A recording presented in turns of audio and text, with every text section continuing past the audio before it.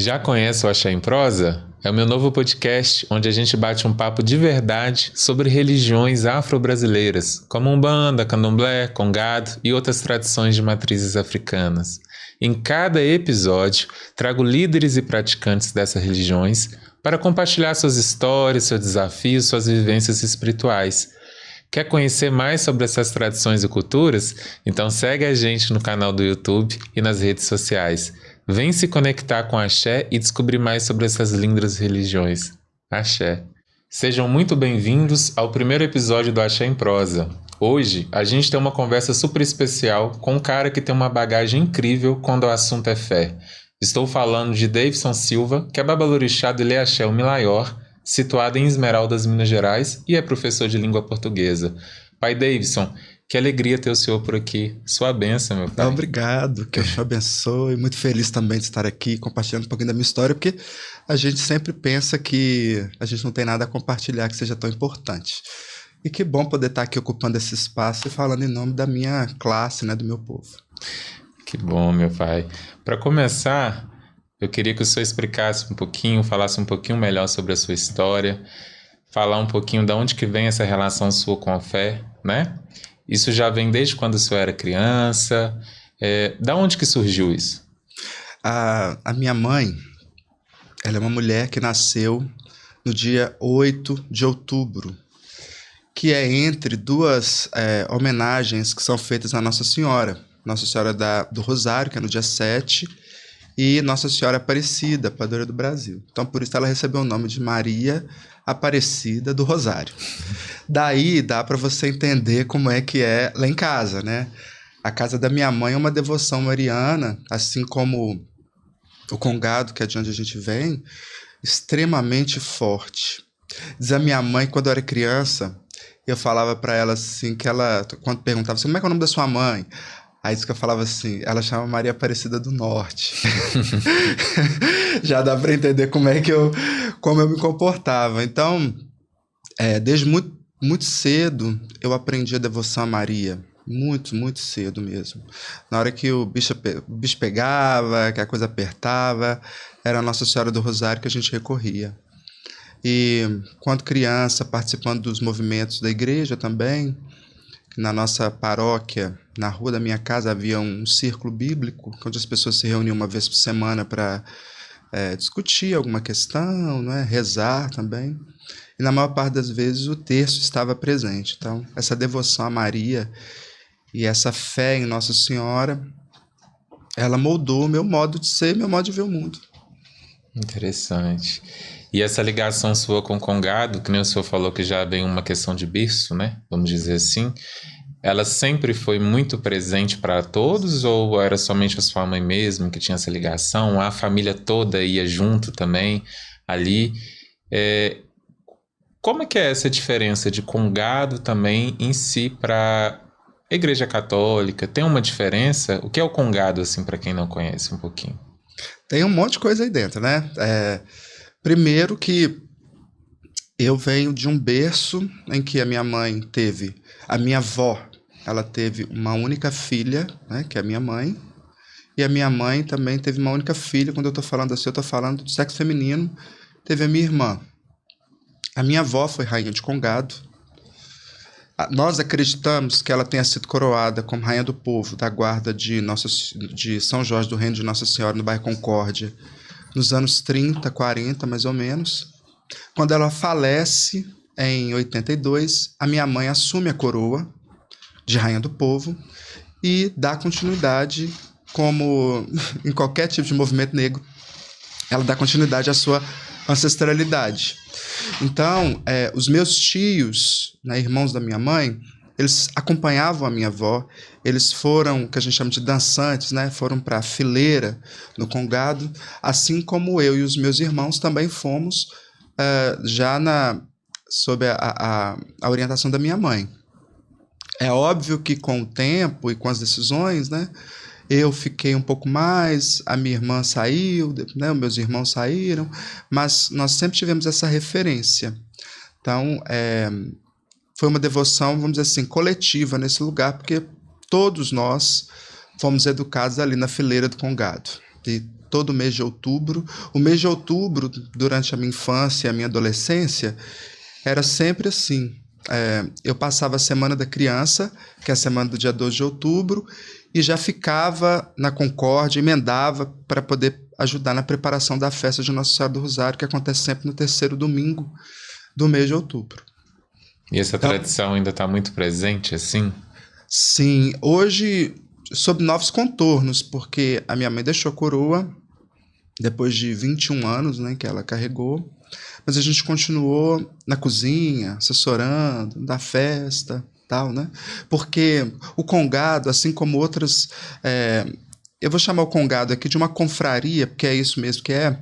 O congado, assim como uma confraria, as pessoas pretas que participam dessa comunidade, elas criam vínculos familiares, e são vínculos tão importantes que eu chamo a atual rainha Conga hoje minha prima, mesmo que a mãe dela não seja minha parente sanguínea, ela não tenha sido irmã da minha mãe, mas ela chamava minha mãe de irmã, minha mãe a chamava de irmã, e por conseguinte eu chamo as filhas dela de minhas primas, e elas também nos consideram como primos, e tudo fica familiar, né?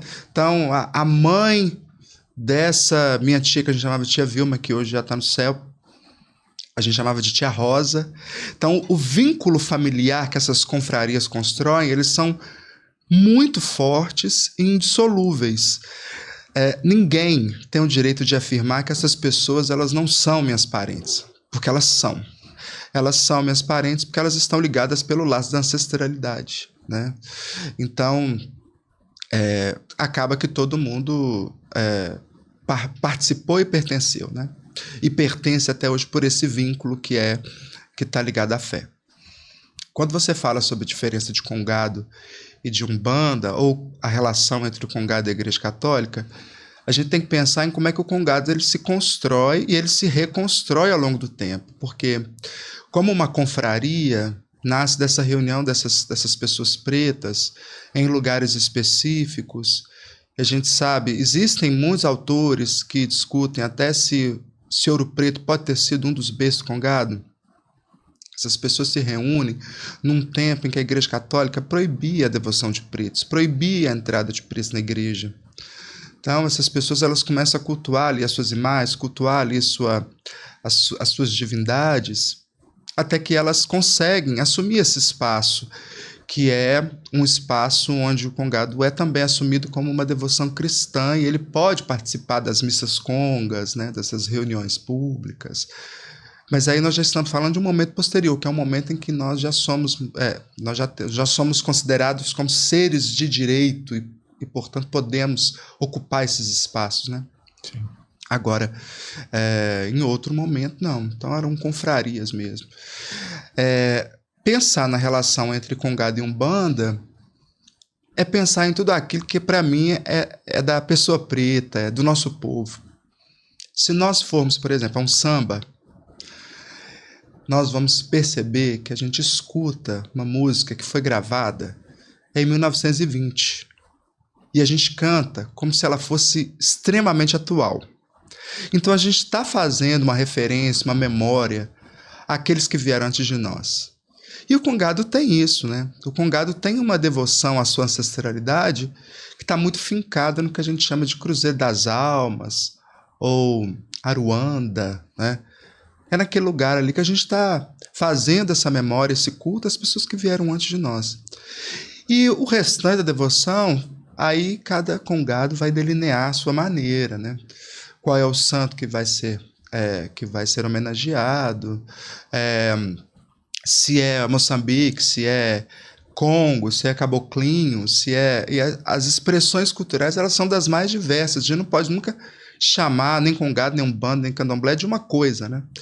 Isso vai depender da região, vai depender da cultura, vai depender da pessoa, mas se a gente fosse pensar então numa relação próxima, a relação próxima para mim com congado e umbanda está bem sintetizada no Cruzeiro das Almas, no Cruzambê ali, na Aruanda, que é essa relação estreita com a ancestralidade.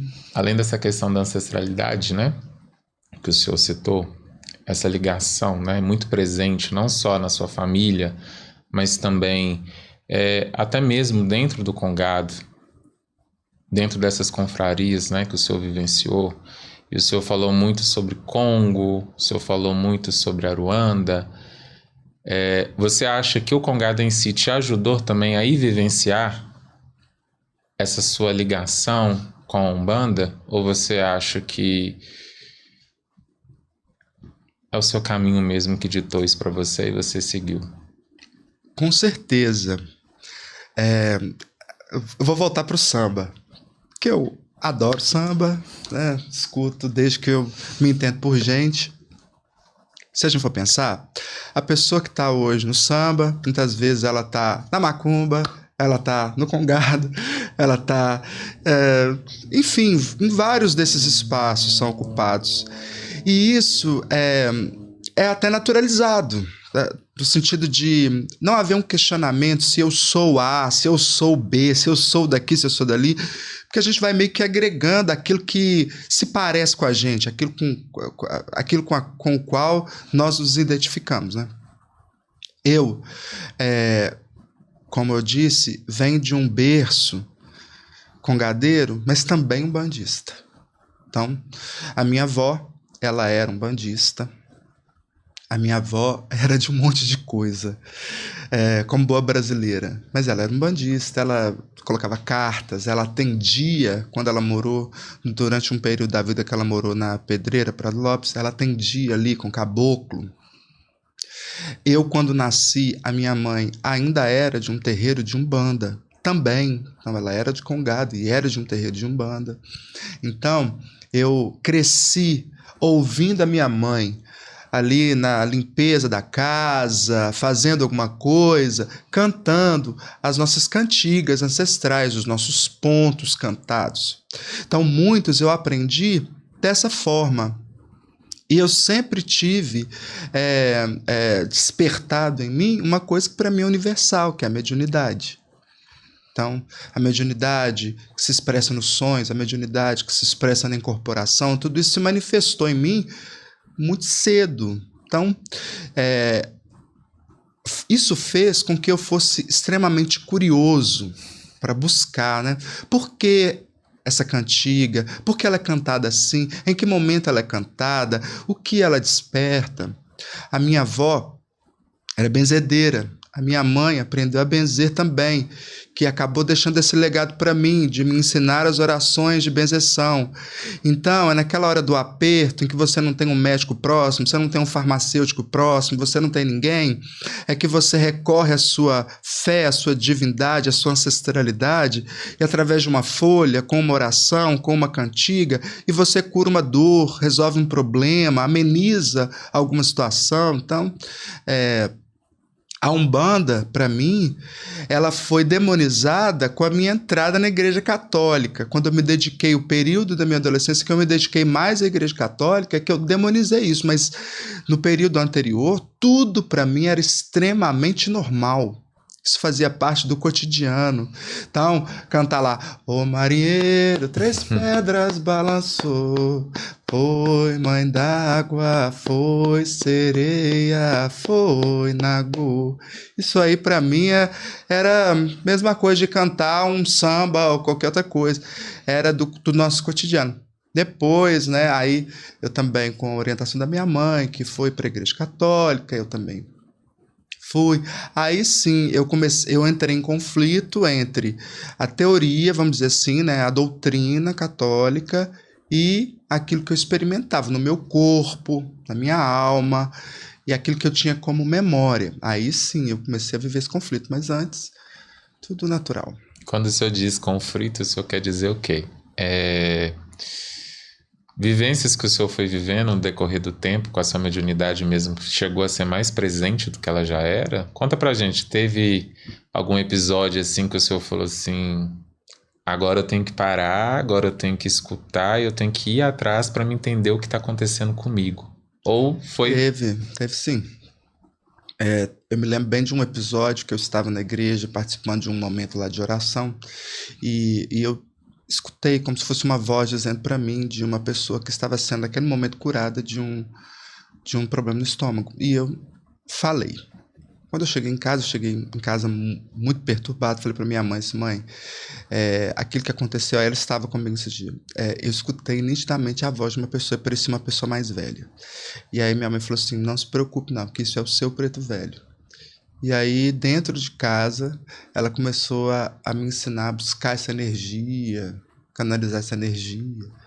Então, esse foi um divisor de águas, assim, que é na minha trajetória espiritual, que foi quando eu pensei que não dava mais para navegar por essas águas ali. Eu teria que partir para um outro entendimento, talvez me aprofundar em outras práticas, né? Foi nesse momento. E foi tranquilo? Não foi. Não foi porque eu sou radical também, em alguma medida, né? E aí, como eu sou radical, eu ficava sempre pensando que eu estava em pecado, porque o setor da igreja ao qual me filiei, o setor da renovação carismática, que era um pouco mais fechado nesse sentido. Então, eu filtrava a minha realidade a partir dessa ideia do pecado. Mas, com as primeiras experiências dentro de um terreiro de Umbanda, que foram cruciais mesmo, os conflitos eles se desfizeram porque eu encontrei o meu lugar. Eu encontrei o lugar onde a minha alma se nutria de fato. Então, aquela necessidade da busca, em algum momento, né, naquele momento, ela cessou. Quando eu pisei num terreiro de Umbanda e que eu comecei a ter as minhas primeiras experiências, comecei a conhecer os guias, eu já gostava daquilo, já gostava daquela fumaça, já gostava daquelas cantigas, já gostava daquele movimento, já gostava de tudo aquilo. Então, eu me senti em casa. Interessante. E o candomblé? Aonde que o senhor acha que você se encontrou? O candomblé, ele foi posterior, né? Eu entrei primeiro para uma casa de Umbanda, fiquei uns 6 anos e meio nessa casa, depois eu até continuei indo, mas eu senti uma necessidade de me aprofundar, eu senti a necessidade de conhecer mais, eu senti a necessidade de conhecer mais a cultura, de ser mais independente. Então, foi meio que uma ambição espiritual também, assim. É óbvio que, como você é de candomblé, você sabe muito bem como é que são os processos, né? Eu fui orientado pelo Jogo de Búzios. Logo que eu tive essa vontade, eu procurei, né, alguns pais de santo que me apontaram para uma necessidade que já estava adormecida, né, de ser iniciado. Estou falando adormecida porque a primeira vez que eu soube disso, eu tinha 10 anos de idade, foi quando eu tive que ser submetido a um bori pela primeira vez, mas naquele momento nós não tínhamos, né, minha mãe não tinha condição financeira para poder custear um ritual como esse. Eu acabei postergando, até que, depois passados esses 6 anos na Umbanda, que eu comecei a me sentir de novo vazio, querendo algumas respostas que não eram dadas, querendo desenvolvimento espiritual um pouco mais denso, queria conhecer um pouco mais essa questão dos orixás, que lá nós sabíamos, mas de maneira bem superficial, porque não é o objetivo da Umbanda mesmo, né? A Umbanda ela vai estar mais ligada aos ancestrais, no sentido do preto velho, caboclo. Então, eu comecei a buscar essas minhas raízes, acabei conhecendo uma casa Nagô, né, um pai de santo Nagô Vodum, que me iniciou para Oxum, né, em 2016. E de lá para cá eu venho conhecendo, porque é um caminho sem volta e inesgotável, né? Você vai conhecendo, você nunca sabe. E quanto mais passos você dá, você reconhece que você não sabe nada. Então você tem que aprender. Agora vem cá, me conta um pouquinho sobre o seu dia a dia. Acredito que deve ser bem movimentado, né? Como que o senhor concilia essa missão, que é ser um babalorixá em frente a uma comunidade inteira, religiosa, com a sua profissão? Rapaz do céu, não é fácil, né? Ao contrário, assim, é uma questão bem difícil. E para responder, eu vou relembrar um fato que me aconteceu logo quando eu fui iniciado para o candomblé, porque eu voltei para cumprir o meu preceito de 90 dias em casa. Eu já voltei assumindo a sala de aula, que eu voltei em fevereiro, estava começando o ano escolar. E aí, como tinha que cumprir o meu preceito, eu tinha que usar roupa branca. E eu usei roupa branca, o bonezinho, tudo, durante esses 3 meses. Quando eu pisei na sala de aula, já era uma turma que me conhecia do ano anterior. Eles falaram assim: nossa, Davidson, mas por que você tá com essa roupa? Você tá parecendo um pai de santo. Eu disse assim: olha, gente, vai ser isso mesmo, porque eu vou ser daqui a uns anos, né? Segundo o que eles dizem da minha trajetória, vai ser isso mesmo. E nesse ano, o Enem cobrou o tema da intolerância religiosa. Então eles acharam até que foi uma coisa combinada, o que não foi combinado. Mas eu tive a possibilidade, a partir daquilo ali, de explorar alguns temas, por exemplo, como racismo, que eu disse assim: olha, vocês estão me associando ao Pai de Santo e parece que isso é negativo pela forma como vocês estão falando.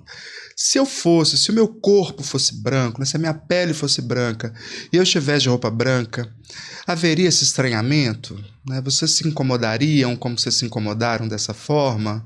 O que é ser pai de santo? E ali eu abri um espaço de diálogo para que eles me perguntassem algumas coisas. E o que sai é sempre a mesma história, né? Ah, mas Exu é demônio. Ah, mas pombagira bebe sangue. Amarra homem. E não sei o quê. E eu comecei a desmistificar o que eu faço nos momentos e nos espaços como professor, que eu tenho oportunidade e possibilidade de falar sobre isso. E eu vejo isso hoje como uma grande missão, porque nós estamos falando de um país que aprovou uma lei, que é a 10.639, exigindo que todas as escolas disponibilizassem o estudo sobre a história africana, sobre a história indígena e sobre a história afro-brasileira, e nós não temos, muitas vezes, nem material didático qualificado para fazer isso. Então, se coloca lá um texto, se coloca algum tipo de material de forma muito avulsa e tudo continua se concentrando, no nosso caso, em novembro, para se falar da consciência negra e aquele mesmo blá blá blá, mas nós não temos uma educação antirracista, seria perene, ao longo do ano, não é? Nós temos um problema que é endêmico e as ações são muito esporádicas para isso. Então, como professor, eu acabo fazendo isso. Mas o que eu disse que não é fácil conciliar é porque, imagina, eu trabalho em 2 escolas atualmente. Então, eu estou numa escola com um sistema, com uma determinada comunidade, cultura, eu estou numa outra escola e depois eu vou para o meu terceiro trabalho, que é com Babalorixá, que tem uma outra cultura, uma outra forma de ver, uma outra forma de agir. Então, muitas vezes eu saio de uma escola, vou para outra, leciono na outra, volto para casa, faço um jogo de búzios, ou então vou para a roça, preparo um ebó, cuido de alguém, socorro o outro, converso com um. Então, é uma rotina dura, né? Mas muito gratificante também, por causa das respostas que que os orixás dão na vida das pessoas, né? Como que isso é importante. E enquanto não estiver prejudicando, enquanto eu estiver mantendo o equilíbrio nesse lugar, a gente vai tocando, porque eu acho que é importante que os líderes religiosos eles estejam em diálogo com a sociedade, para que a gente não vire assim, a gente não vá para uma torre de marfim, fique intocado, filtrando toda a realidade apenas à luz da fé. Acho que é importante que a gente esteja na rua, que a gente esteja conversando, que a gente esteja na realidade, que a gente esteja no perrengue, para a gente saber também o que as pessoas estão vendo, como que elas estão reagindo a tudo isso. Porque eu acho que além de uma vivência que é dentro da EBE, que é a nossa comunidade enquanto candomblé, enquanto terreiro, uma casa religiosa, uma casa de candomblé, uma casa de umbanda, ela também tem uma função muito grande social com a comunidade em si. E é um espaço que movimenta bastante pessoas, não só adeptos, mas também uma pessoa correndo, batendo na porta, pedindo socorro. Vai muito também desde o seu conhecimento, como o senhor disse, né? Eu aprendi a rezar com a minha avó, com a minha mãe, eu aprendi a benzer, e isso é muito ativo dentro de uma casa de candomblé. E eu acho que, principalmente, o candomblé em si, ele traz esse papel para a comunidade. E hoje eu acredito que também, além da EBE, o senhor deve ter também uma visão para fora disso, igual o senhor falou. E eu acredito que isso também ajude, né? Não só de demistificar, né? Toda essa visão do demônio, essa visão do preconceito, essa visão até mesmo do racismo, né? Que hoje a gente fala racismo religioso. Mas ela é muito válida, né? E às vezes ela acaba sendo muito rasa também, até por falta de recurso, que eu acredito que cada vez mais a gente precisa, né? Trazer pessoas para dentro, mas fazer para dentro não só com uma visão de elas se sentirem pertencentes, mas também orixá, a religião em si transformar vidas, né? Eu acompanho a casa já tem bastante tempo, inclusive meu pai, né? Meu avô orixá. E uma das coisas que eu mais admiro quando o senhor fala é que a gente tem que sair melhor do que a gente entrou. Foi bom para você? Então acho que esse é o papel, uma função também na casa de candomblé. E isso é muito interessante. Dentro do que a gente está falando, não só em relação de profissão, porque eu acredito que o senhor vivencia isso de frente, né? Igual esse exemplo que o senhor deu pra gente. O senhor já passou por alguma situação de preconceito ou que o senhor se sentiu ofendido, não só pela sua presença, mas eu falo assim, em relação da sua veste, porque a nossa veste, ela tem história. O nosso fio de conta, ele demonstra muito o que a gente tem fé também e o que a gente é, né? O senhor já passou por algum episódio assim?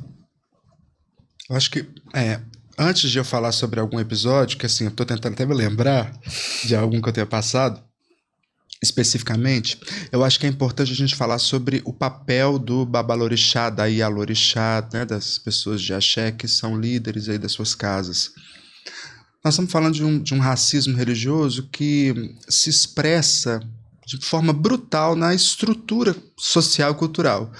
E por que eu estou dizendo isso? Porque nós vemos que um padre, um seminarista para se formar padre, ele passa por um seminário, ele é sustentado, que seja pela igreja, que seja pelas pessoas que ajudam ali, que contribuem.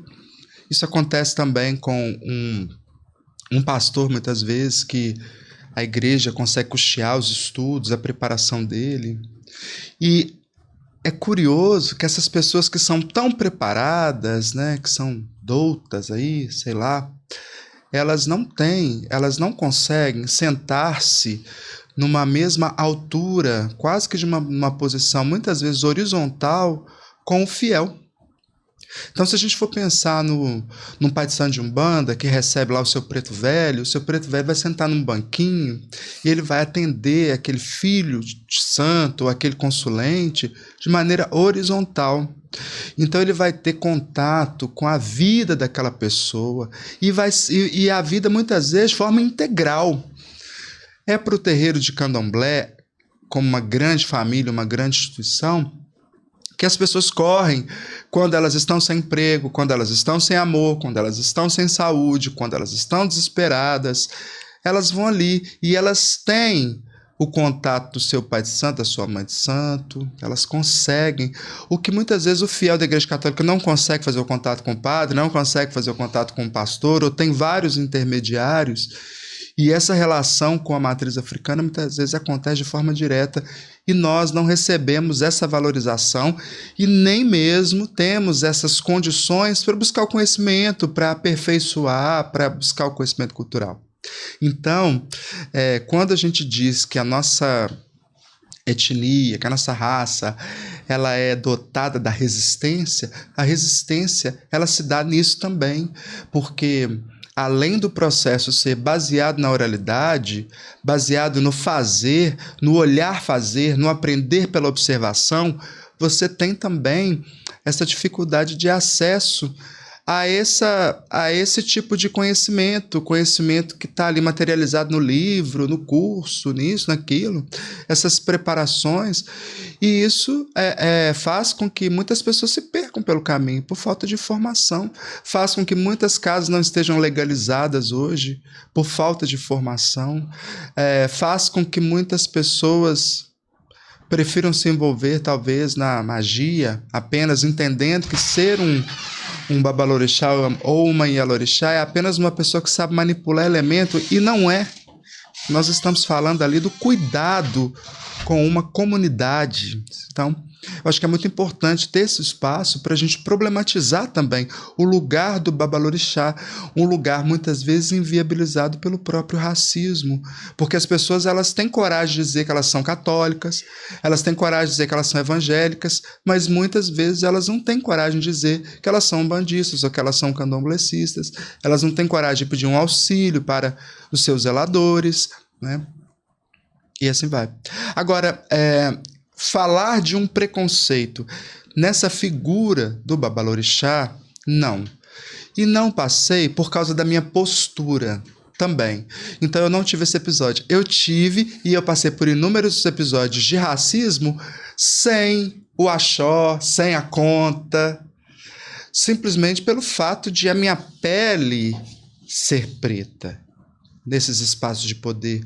Então a gente está falando, por exemplo, de escolas de elite, em que eu já passei inúmeras situações de racismo, ou que eu já fui impedido de usar, por exemplo, um texto, né? Uma música da Elza Soares, por exemplo, Exu nas escolas, eu já fui impedido, ou já vi colegas sendo impedidos de usar. Então, eu já vivenciei o preconceito nessas resistências que nós encontramos todo dia, não com o axó, não com a minha indumentária. Isso eu ainda não vivi ainda, né? Mas como pessoa física, assim, como professor Davidson, aí sim, eu posso dizer que é cotidiano. Porque existe essa resistência que ela não tem esse nome, mas infelizmente ela tem cor. E o Ilhéaxé Milayó? Como que foi essa construção? Da onde surgiu? Como surgiu, meu pai? É muita coisa, né? É muita história, apesar de muito pouco tempo de fundação da casa, né? Nossa casa é um nenenzinho ainda.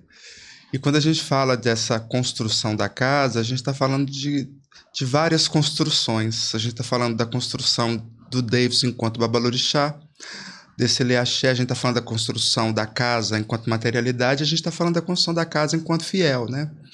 Então, a minha construção enquanto babalorixá, a gente sabe que o candomblé ele oferece para a gente o recurso do oráculo, né? O oráculo ele tem que dizer que aquela pessoa ela tem um ori que suporta, que dá conta de responder a essa missão, né? Um ori, eu não gosto de dizer assim que é o escolhido, porque eu acho que o escolhido a gente pode cair na vaidade. Então, a gente...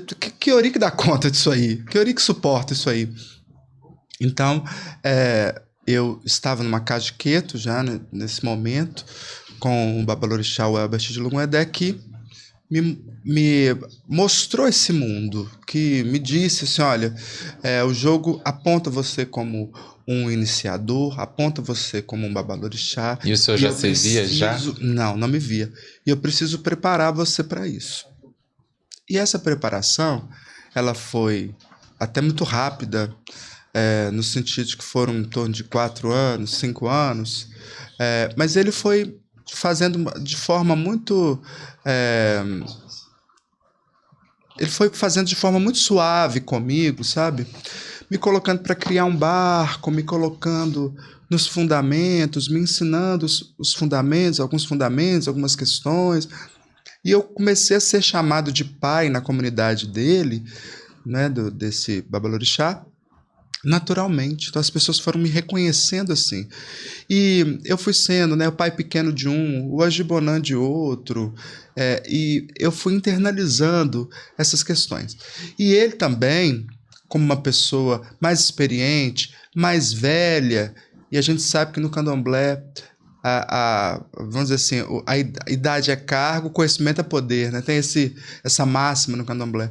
Então, ele como uma pessoa mais experiente, ele foi compartilhando comigo não só a questão ritualística, mas também a vida do ebé. Como ele reagia, como ele resolvia algum tipo de conflito, o que seria importante pesar naquele momento. Então eu fui vendo e o acompanhando, assim como aconteceu com a prática oracular do jogo de búzios, em que ele fez os assentamentos, me deu jogo e me deu material de estudo, e eu passei a acompanhá-lo jogando, né? Acompanhar ali o processo todo, até que eu me sentisse seguro de fazer os primeiros jogos. Ele também foi me acompanhando nesses primeiros jogos, e ele também, obviamente, foi o iniciador dos primeiros filhos da casa. Então, a primeira filha iniciada para Oxum foi iniciada na casa dele, a Dofana Bárbara de Omolu, né? Então ela veio para minha vida por uma situação de doença, o orixá pediu que ela fosse iniciada e apontou que ela seria um presente para Oxum, né? Então ali começa a minha trajetória como pai oficialmente. Mas essa ficha, ela vai caindo de maneira lenta e gradual.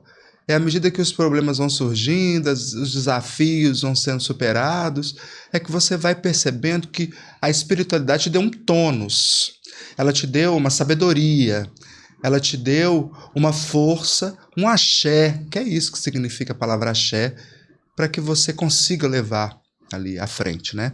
Mas é óbvio que é muito importante que a gente tenha uma rede de apoio, e eu tive, né, o terreiro do Pai Welbert, com essa família toda que eu fiz parte, como essa rede de apoio.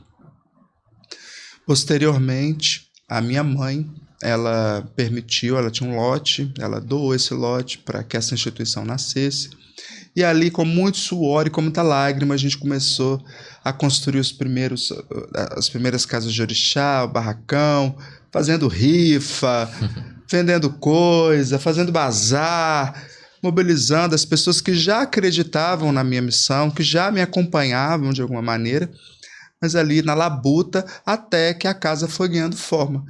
E hoje, né, a gente ainda tem muita coisa a fazer, mas nós já temos o nosso espaço. Agora, um dos grandes desafios é seguir na formação da casa enquanto comunidade, porque nós temos personalidades muito diferentes, pessoas que vêm de outras vivências, algumas inclusive de vivências muito violentas dentro da matriz africana, que vêm para esse espaço buscando ali o acolhimento de uma mãe, embora ali o responsável seja o pai, mas a condição espiritual é de Oxum, então vem buscando esse acolhimento, vem buscando formação, vem buscando compartilhar suas dores, vem buscando uma série de coisas. E a gente vai ali tentando oferecer o que é possível dentro daquele tempo, daquele momento ali que a pessoa está vivendo, o que a gente sabe também, a quem a gente vai recorrer, como que a gente vai buscar, quem que vai nos ajudar para responder a uma demanda que apareceu. Então, é bem complicado, é bem difícil, mas eu vejo que as casas saudáveis, as casas de candomblé mais saudáveis, são aquelas em que o Abian se torna ebome. Né? O Abian, que é aquela pessoa que ainda não é iniciada, é um aspirante à iniciação, ele cumpre todo o seu ciclo, ele se torna ebome e ele é capaz e ele é preparado para acolher as outras pessoas que vêm. Para mim, isso é sinal de uma casa saudável. E nós já estamos dando esses passinhos, né? Nós já temos filhos que já vão dar a obrigação de 3 anos, nós já temos abiãs à espera da iniciação, nós já temos filhos daqui a pouco já estão se tornando ebomes, né? Pela obrigação de 7 anos. Enfim, então eu vejo que esse movimento entra mais do que sai, vamos dizer assim, né? Uhum. É um movimento que vai indicando que uma casa é saudável. Mas é um desafio a ser superado todos os dias. E o senhor tem uma prática, uma vivência de não só desenvolvimento, mas uma questão mesmo de doutrina dentro da casa do senhor, que você acha que leva com uma leveza maior ao passar isso para os seus filhos? Você acha importante isso dentro da casa de candomblé? Eu acho fundamental. E aí, mas a gente precisa entender que cada casa, como diz, né, o ditado, tem a sua panela e tem o seu tempero. Então, eu como professor, e tendo essa experiência de sala de aula, eu percebo que muitas vezes o equívoco, o sofrimento, ele acontece por falta de conhecimento, por falta de informação. Então, nós fazemos uma formação uma vez por semana. Nós fazemos as nossas práticas espirituais em diálogo com a Umbanda. também, né? Fazemos lá nossa ritualística. É um momento em que a gente troca essas informações, troca experiências, reza junto. Uma vez por semana a gente consegue fazer isso. Já aconteceu de nós fazermos essa formação online para facilitar a presença de todas as pessoas.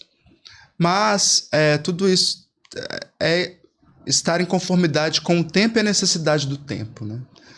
E numa casa de candomblé ou na matriz africana, o tempo é o nosso grande professor. Tudo precisa de tempo. E qual que é a dica para quem quer conhecer, para quem tem aquela curiosidade, para quem sente que tem aquele chamado? Como adentrar uma casa de candomblé? Eu acho que a primeira coisa que a pessoa precisa ter acho que ela precisa ter curiosidade. Ela não pode se contentar em uma única experiência. Então, ela precisa ir a algum lugar, conhecer aquela estrutura, conhecer aquele zelador ou a zeladora, a história dos irmãos, se ambientar ali mesmo, viver aquela comunidade, para ela saber se ela se afiniza com aquela cultura, porque uma casa já consolidada, com uma cultura consolidada, ela nunca vai se moldar à necessidade de uma outra pessoa. Então, eu acho que é importante, né? É importante que você, vamos dizer assim, que você perceba se aquelas pessoas estão felizes ali, se elas saem dali melhores do que elas entraram naquele espaço, se aquele espaço ele proporciona, além da resolução dos problemas imediatos, porque muita gente muitas vezes busca isso, né? Vamos dizer assim, a pessoa está querendo tirar o nome da SPC. Então, além disso, se aquela casa possibilita um crescimento humano, porque o que nós estamos precisando hoje, muito mais do que casas abertas, igrejas abertas, são pessoas diferentes, pessoas transformadas. Então não adianta eu ter uma série de igrejas evangélicas, uma série de igrejas católicas, como uma série de terreiros de Umbanda e Candomblé, em que as pessoas entram e saem da mesma maneira, em que elas ainda estão muito na sua infância espiritual, assim, só buscando resolver seus problemas de maneira muito egoísta, mesquinha, e muitas vezes usando aqueles recursos até para fazer o que não é ético, o que não é importante, o que não é interessante. Então, eu penso que é isso, assim, ter curiosidade, não ficar preso a um primeiro momento, a um primeiro encontro, a um primeiro encanto, e a ser sempre muito racional. Quando eu digo ser racional, fazer o que eu muitas vezes não fiz, observar muito bem em relação à ideologia daquele grupo, se aquele conjunto ali, se aquele conjunto de práticas, de ideias, se de fato você está disposto a assumir aquilo como seu, ou se não, né? Se é melhor procurar um outro espaço. E hoje nós temos muitas casas, principalmente a Umbanda, extremamente diversificada.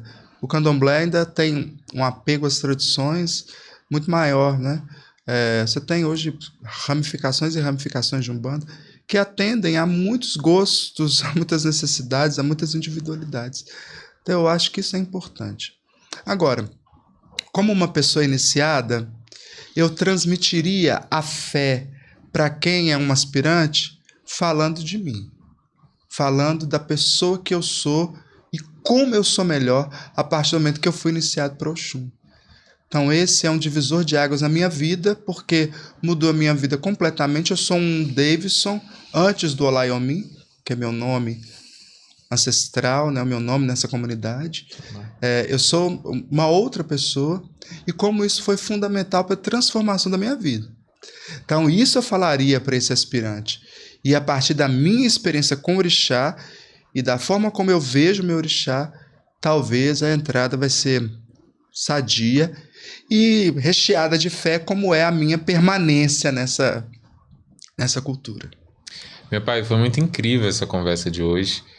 Eu acho que ela é essencial, principalmente para um aspirante, aquela pessoa que não conhece, aquela pessoa que quer ter essa vivência, ou até mesmo na sua própria curiosidade, né? De adentrar uma casa de umbanda, de candomblé, ou até mesmo conhecer o Congado, com essa história incrível, muito linda que o senhor trouxe pra gente hoje. Queria agradecer muito a presença do senhor neste primeiro episódio, né? É claro. Para quem quiser conhecer mais sobre a casa do Babalorixá, né? Davidson de Oxum, eu vou deixar aqui abaixo na descrição do vídeo o @, né? Que é Ilhéaxé Milayó. Segue lá, participa, entre em contato com essa história maravilhosa. Coloca o pé no chão, toma um banho de folha. É isso aí, né, meu filho? A vivência, ela acontece no dia a dia da roça. É isso aí. A benção, meu pai. Muito obrigado. Deus te abençoe, eu que agradeço o espaço e tamo junto. Tamo junto.